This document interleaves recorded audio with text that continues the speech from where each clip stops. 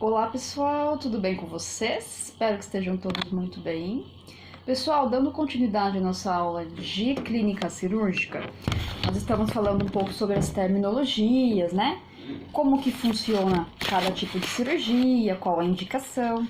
Então hoje nós vamos falar um pouco sobre as cirurgias com sufixo pexia. Lembram o que é pexia? Significa fixação de um órgão, tá? Com o sufixo plastia, que significa correção, cirurgia plástica, e com o sufixo rafia, que significa sutura, tá? Começando a falar do prefixo cisto, né? Prefixo sempre é aquele que vem pré, que vem antes do sufixo, e o sufixo pexia. Se eu for juntar cistopexia, o que é cisto mesmo? Significa um órgão denominado bexiga. Então cistopexia significa fixação da bexiga. Mas acontece da bexiga sair de dentro da sua cavidade, se deslocar? Sim, acontece com frequência, principalmente em mulheres, tá? Mulheres idosas, mulheres no pós-parto, pode acontecer, tá? Queda de bexiga. E aí vai fazer a cistopexia para poder fixar novamente no lugar. Em caso de mulheres também existe a histeropexia, quando o útero, né? Histero, lembra? Útero. Então, quando o útero sai fora da sua cavidade, precisa ser fixado novamente, né? Então, faz a cistopexia. Normalmente, quando o útero sai fora da cavidade, no pós-parto normal pode acontecer essa situação, tá? Devido a muito esforço físico, muita força para poder realizar o parto na hora da expulsão do bebê, então acaba saindo o útero da cavidade. Aí precisa colocar de novo. Quando eu falo sai, é que os órgãos se deslocam, tá? Eles não ficam na posição que deveriam, tá? Aí tem a nefropexia. O que é nefro? Está relacionada com rins, tá? Na nefropexia é a fixação do rim ou dos rins, quando eles saem da cavidade abdominal também. O que acontece? Inclusive tem um episódio muito interessante, quem quiser tentar achar no YouTube, eu preciso ver se eu encontrar, vou colocar para vocês verem aqui. É um episódio do House, né, Dr. House, que era uma série que passava na televisão, não sei se ainda passa, e que se trata de um médico, né, que cuida de pacientes com casos extremamente raros, complicados. E tinha uma moça que, quando ela ficava em pé, ela desmaiava, e quando ela ficava deitada, ela conseguia se manter. E ninguém entendia o que acontecia, né, para ter esse tipo de reação. E um dia o Dr. House colocou ela em pé, abraçou e apertou, fixou essa região aqui onde fica o rim. Quando ele apertou, ele voltou o rim, né, teoricamente, para a cavidade, e ela não desmaiou. Então é um episódio bem legal que aparece como que é realizada essa nefropexia, né, coloca o rim no lugar, quais são os sinais e sintomas. Obviamente, né, que nesse caso eu acredito, né, que não faça sentido na vida real, que a gente não vai ver um caso de um médico, né, fazer esse tipo de coisa, porque é do seriado. Mas é legal para vocês verem como que funciona a nefropexia e quais são os sinais e sintomas, tá bom? Retinopexia. Retino, lembra? Retina, tá? E aí na retinopexia, em que situação que tem que fazer a fixação da retina? Quando ela sai do lugar, se desloca, tá? E aí o que acontece? Eu tenho muitos colegas que praticam esportes, né, profissionais, como o basquete, por exemplo. E já vi muitos relatos desses colegas que tiveram que fazer retinopexia, tá? Tiveram que fazer fixação. Primeiro motivo, por causa do impacto, quando eles pulam e voltam, tá? Muito rápido para o chão e dá esse impacto, acontece de descolar um pouquinho da retina, tá? E dedada no olho também. Durante a defesa, né, o outro jogador acaba tentando pegar a bola e coloca fortemente o dedo dentro do olho do outro jogador. Parece uma coisa boba, mas já vi acontecer com muitos colegas, né, com muita frequência. Outra coisa que eu sempre comento, principalmente para estudantes, tá? Evitem ler dentro do ônibus, dentro do carro. Principalmente se fizer movimentos assim, ó, enquanto vocês estão lendo. Porque provoca o descolamento da retina também, tá? Uma vez que a retina se descola totalmente, há pouco que se fazer, tá, pessoal? Então é perigoso até perder a visão. Então, tomem cuidado, tá? Então, retinopexia, fixação da retina. Orquiopexia, lembra aqui que é orquio, significa testículo. Então, existe a possibilidade também de o testículo sair fora da cavidade que ele tem que estar, tá? E aí, acontece muito com criança, né? Com muita frequência, que as mães falam, ai, o testículo do meu filho não desceu, né? Já ouviram falar esse termo? Então, na realidade, que ele saiu fora da cavidade que deveria estar, tá? E aí, o correto, né? Eles ficarem, o testículo ficarem os dois lado a lado, tá? E pendurado. Às vezes, vocês vão perceber que o testículo tá um mais cheinho, preenchido, e o outro tá mais vazio, tá? Porque saiu fora de dentro da cavidade. E aí precisa fazer a orquiopexia. Ou vocês podem ouvir também falar orquidopexia. Também é exatamente a mesma coisa, tá? Essas são as principais cirurgias que vocês vão ouvir falar com pexia. Existem outras, obviamente, né? Mas essas são as principais. Com o sufixo plastia, e tem bastante cirurgia que tem a plastia. Como nós já vimos, por exemplo, né? A angioplastia. O que é angio? Significa artéria. Plastia, reconstrução plástica, né? Correção. Então, angioplastia, reconstrução da artéria. Outras também que vocês vão ouvir falar, por exemplo, é a artroplastia. A artro lembra articulação, tá? Sempre relacione com alguma coisa para vocês conseguirem lembrar depois. Então, reconstrução das articulações ou da articulação. Quando há alguma lesão, algum trauma, algum acidente, tá? Aí faz essa correção cirúrgica. Blefaroplastia. Então, lembra quando a pessoa tá blefando, tá mentindo, ela coloca a mão aqui na pálpebra, né? Então, pálpebra significa blefaro. Reconstrução das pálpebras. Hoje em dia não é tão considerado como uma cirurgia estética, sabe por quê, pessoal? Existem situações que as pálpebras superiores, né, elas caem tanto e aí acaba influenciando na visão dessa pessoa, tá? Porque imagina que essa pelinha aqui da pálpebra vai cair, ó, e vai tampar, vai diminuir a acuidade visual, causando problemas para essa pessoa. Então, neste caso, ela deixa de ser uma cirurgia plástica estética, tá? Não só estética, mas também para uma outra complicação. Então, na realidade, o SUS vai cobrir esse tipo de cirurgia também. Uma curiosidade para vocês, tá? Agora, quando a pessoa quer levantar, né, corrigir esteticamente, aí é diferente. Ela vai ter que agendar, marcar com cirurgião plástico, tá? Das duas formas, chama-se blefaroplastia, reconstrução das pálpebras. Outra cirurgia muito usual, muito comum, é a mamoplastia, né? Reconstrução das mamas. Então, a reconstrução das mamas pode ser realizada de diversas formas.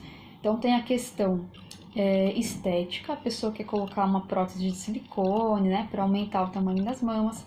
Tem a questão, se essa pessoa precisou retirar as mamas, por exemplo, e quer reconstruir novamente, também é uma situação. Ou a pessoa quer reconstruir a mama que está muito grande, né? que está... essa questão de mama grande não é só estética também, tá, pessoal? Tem a questão do peso que acaba lesando a coluna, tá? A cervical, a coluna. Aí a pessoa faz essa cirurgia para fazer uma redução da mama, tá? E a mamoplastia, vocês vão ver bastante situações, tá? E tem várias opções aí do que pode ocorrer. Quando é prótese de silicone, obviamente que é alguma coisa estética, daí a pessoa vai agendar com o seu médico, fazer a parte particular.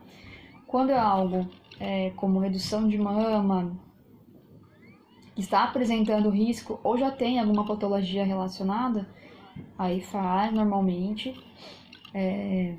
Quando é o caso também de retirada da mama, né, para fazer a mastectomia, que vai retirar a mama e depois vai fazer a mamoplastia para reconstruir, essa parte de reconstrução, daí ela fica como estética também, tá?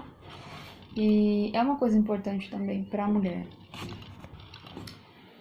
Aí tem a piloroplastia. Lembram quem que é esse carinha aí, o piloro, né? Lembra das válvulas do aparelho gastrointestinal? Tem umas válvulas, né? Então tem a cárdia, que é uma válvula que fica entre o esôfago e o estômago para não permitir o refluxo de um para o outro, né? E o piloro é uma válvula que fica entre o estômago e o duodeno.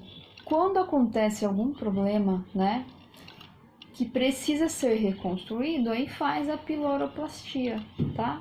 Que é a reconstrução do piloro. Correção, né, de algum distúrbio.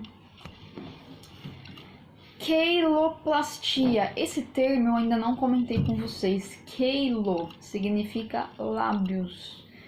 Não tem muito, né, o que relacionar. Então pensa assim que o queilo fica perto do queixo. Então o que fica perto do queixo? Os lábios, tá? Para vocês poderem relacionar com alguma situação. Então, a reconstrução dos lábios, ela ocorre também por questão estética, por questão patológica, exemplo, quando tem lábios leporino, fenda palatina, né, que nasce com os lábios superiores abertos com a fenda, vai fazer essa reconstrução labial. Quando sofreu algum tipo de trauma, né, um acidente, e aí faz a reconstrução, tá? Tem também a rinoplastia. Rino, nariz, tá? Aí vai fazer a correção do nariz, plástica no nariz. Também é necessário por diversas situações. Então, às vezes tem alguma patologia, né?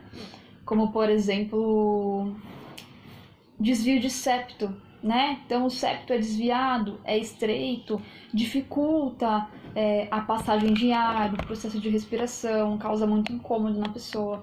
Aí ela faz a rinoplastia, tá? E tem a rinoplastia estética também, que é para mudar a questão do formato do nariz, a estrutura do nariz.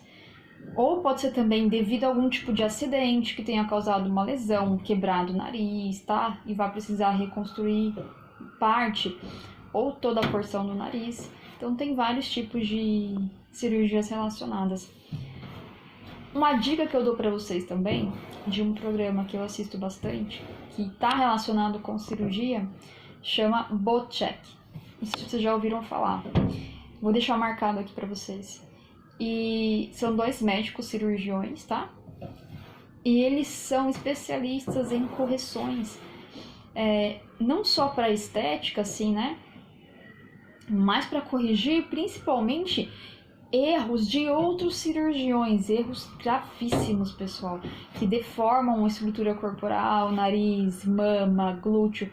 Assistam para vocês terem uma noção de como que fica, né? E como que é realizado. É bacana que aparece toda a entrevista que eles fazem, os nomes das cirurgias, aparece fazendo a cirurgia e o pós-operatório depois como que ficou. É bem interessante para vocês terem essa noção, né, do que é uma cirurgia.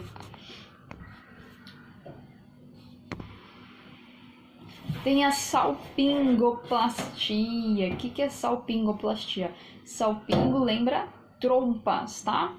Quando eu falo em salpingoplastia, em qual situação vai precisar realizar uma reconstrução das trompas? Normalmente, quando a mulher faz laqueadura, o que vai acontecer?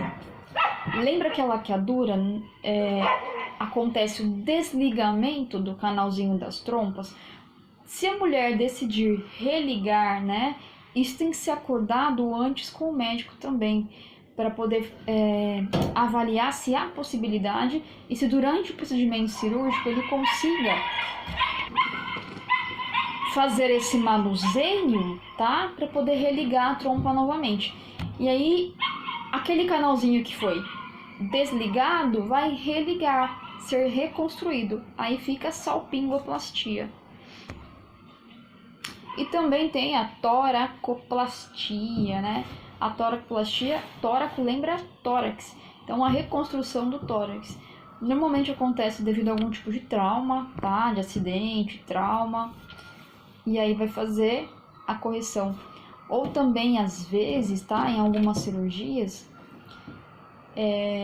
enxerto, às vezes o médico ele tira uma porção aqui do tórax, de alguma costela, para enxertar no nariz, na cabeça, tá? Para poder reconstruir. Então, aí, além de fazer, o que eu vejo bastante, quando vai fazer a rinoplastia, retirar um pedaço assim da costela, né? Fazer a toracotomia, vai retirar esse pedaço e vai reconstruir o pedaço também ali, né? E vai colocar numa outra porção. E a toracoplastia vai fazer a reconstrução plástica do tórax quando tem algum tipo de lesão, de acidente, tá? E fora essas que eu comentei que são, né, algumas que vocês vão ver com mais frequência, existem outras várias cirurgias com plastia. Então, o que vocês têm que saber é que tudo que tem plastia significa reconstrução, tá? Cirurgia plástica. Falando um pouquinho sobre a rafia, que significa sutura, tá? Também tem inúmeros termos ligados com rafia. Sempre vão juntar o prefixo, que é o órgão, e depois a rafia, tá? Então, alguns exemplos para vocês entenderem. A blefarorrafia, por exemplo. Um dos traumas muito comuns de face é essa situação aqui, ó. Lesionar a pálpebra superior. Qualquer batidinha já abre e é necessário dar alguns pontinhos, né?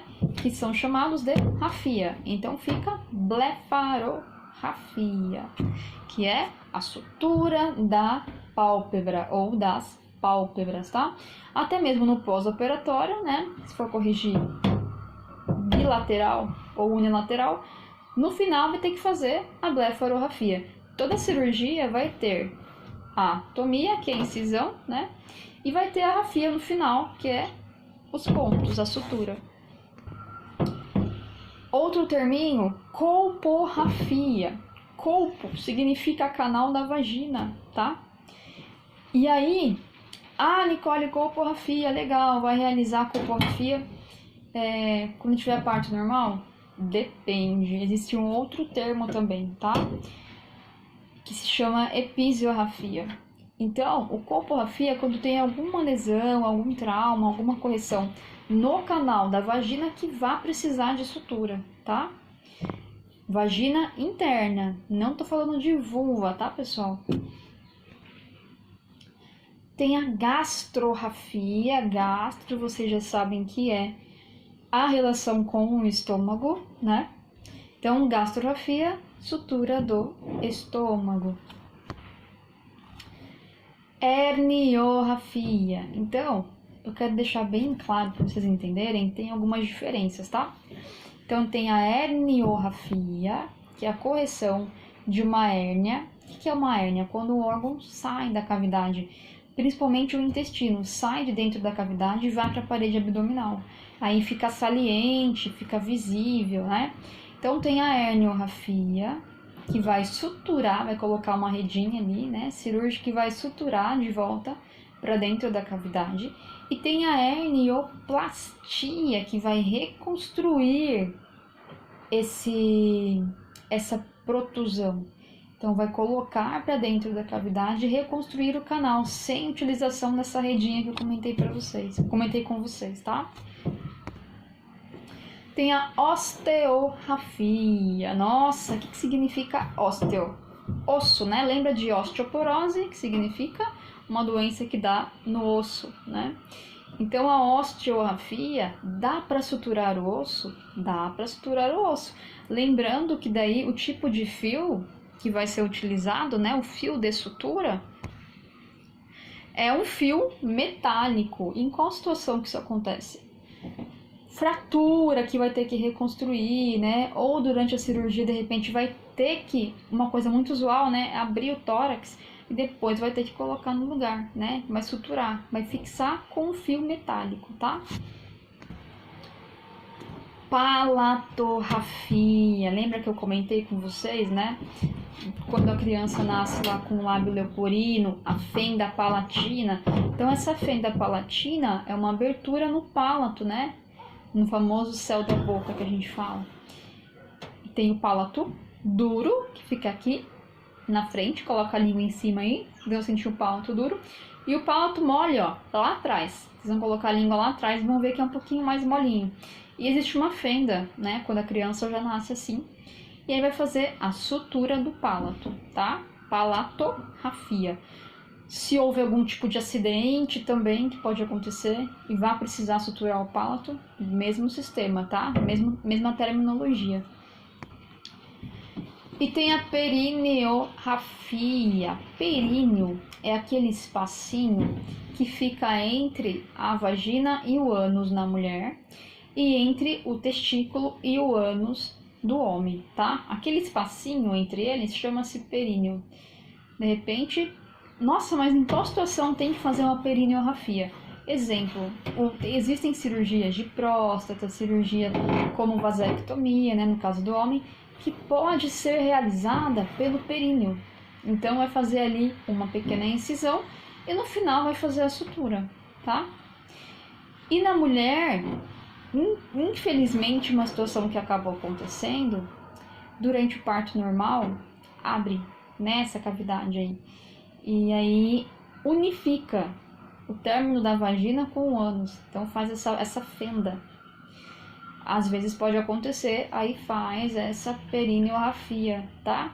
É diferente da episiotomia, que é provocada mesmo por um profissional durante o parto normal, faz uma abertura, né? Só que essa abertura ela é lateral. Ela não é pelo períneo, ela é lateral, para poder dar uma elasticidade maior para a passagem do bebê na hora que ele for passar, né? Às vezes tem dificuldade e precisa abrir um pouco. E aí é realizado intencionalmente essa episiotomia e depois faz a episioorrafia, que vai suturar. É diferente da perineorrafia, tá? É outra história aí. E tem também a tenorrafia. Teno significa tendão. Olha só, tendão dá para suturar? Sim, quando tem alguma lesão, algum procedimento cirúrgico que vai precisar, né, fazer o desligamento ou religar algum tendão, aí vai fazer no final a sutura. E alguns sufixos também que tem escopia, que também vocês vão ver com muita frequência. Escopia significa visualização microscópica, tá? E aí, o que vocês vão ter bastante contato? Então, tem a artroscopia. A artro significa articulação, tá? Visualização microscópica das articulações. Broncoscopia. Bronco significa brônquios. Então, vai ter a visualização dos brônquios por meio de um microscópio. Cistoscopia. Visualização da bexiga por meio de um microscópio. Colonoscopia. Essa cirurgia também é muito comum, né?